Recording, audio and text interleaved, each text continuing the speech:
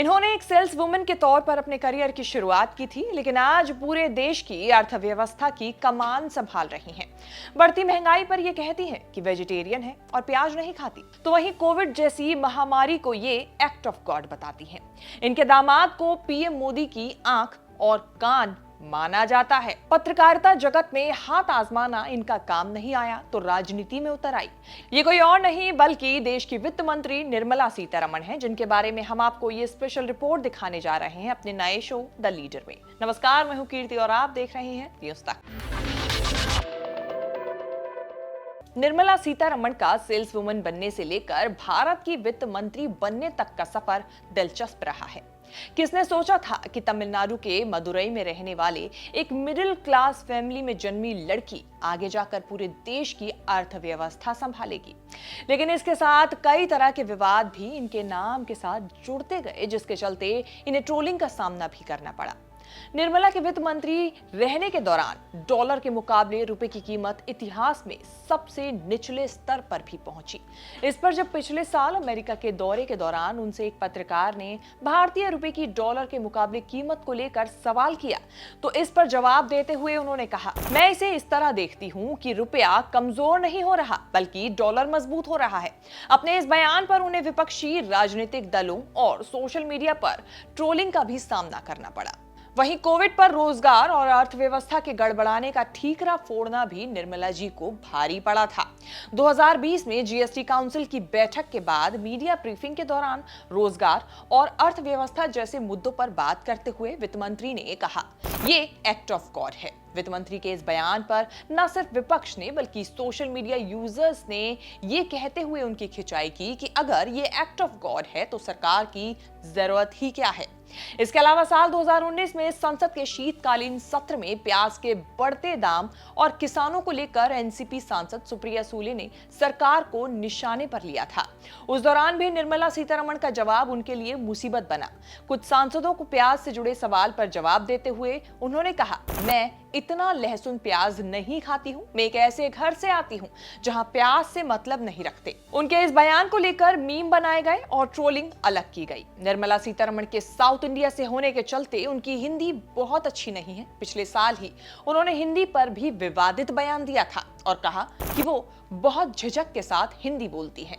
College की पढ़ाई भी हिंदी विरोधी आंदोलन के बीच हुई।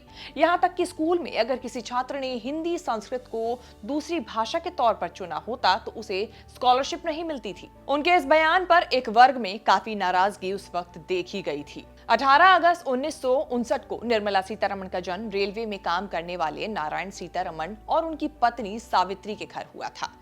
रुझान पढ़ाई में अच्छा था, इसीलिए तिरुचिरापल्ली के सीता लक्ष्मी रामास्वामी कॉलेज से अर्थशास्त्र में ग्रेजुएशन किया।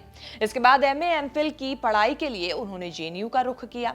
इसके बाद इंडो यूरोपियन टेक्सटाइल ट्रेड पर पीएचडी की। कहा जाता है कि निर्मला सीतारमण और उनके पति की मुलाकात जेएनयू में पढ़ाई के दौरान ही हुई थी और फिर दोनों ने जीवन भर साथ निभाने का फैसला ले लिया, जिसके बाद परिवार वालों की रजामंदी से दोनों ने शादी कर ली। बता दें कि doctor Parakala Prabhakar London School of Economics से डॉक्टरेट की उपाधि ले चुके हैं। उनकी पहचान एक जाने माने बुद्धिजीवी के तौर पर होती है।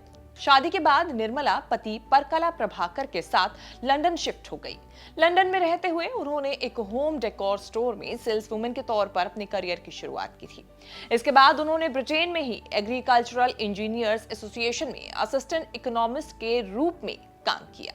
यही नहीं, वे एक पत्रकार के रूप में बीबीसी वर्ल्ड में भी सर्विस अपनी जो है वो दे चुकी हैं। फिर साल 1991 में निर्मला वापस भारत लौट आई और साल 2003 से 2005 तक राष्ट्रीय महिला आयोग की अध्यक्ष रहीं। लेकिन उनके जीवन का टर्निंग पॉइंट रहा साल 2006, जब उन्होंने बीजेपी का दामन थाम लिया। बस यहीं से उनके जीवन ने करवट ली। लेकिन यहाँ चौंकाने वाली बात यह है कि निर्मला के पति का पूरा परिवार कांग्रेसी था। इसके बावजूद उन्होंने बीजेपी में जाने का सोचा, जो कहीं ना कहीं उनके जीवन का एक बेहतरीन डिसीजन साबित हुआ।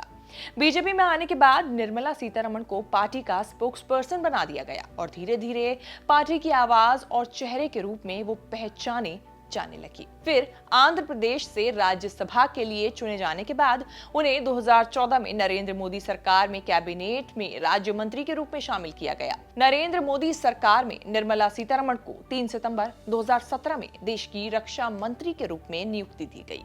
इसके बाद ही सीतारमण पूर्व प्रधानमंत्री इंदिरा गांधी के बाद देश की दूसरी फुल टाइम रक्षा मंत्री बन गई।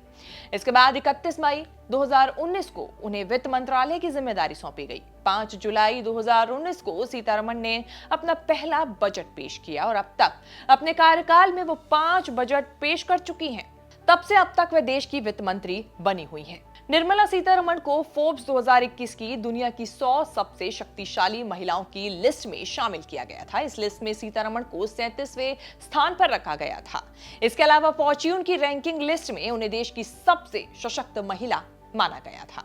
द लीडर में जो निर्मला सीतारमण से जुड़ी जो कहानी हम आपके लिए लेकर आए हैं, वो हम उम्मीद करते हैं आपको जरूर पसंद आई होगी। आपके जो भी सुझाव हैं हमें कमेंट सेक्शन में जाके जरूर बताएं। बाकी देश और विदेश से जुड़ी तमाम बड़ी खबरों के साथ अपडेट रहने के लिए देखते रहिए न्यूज़ तक।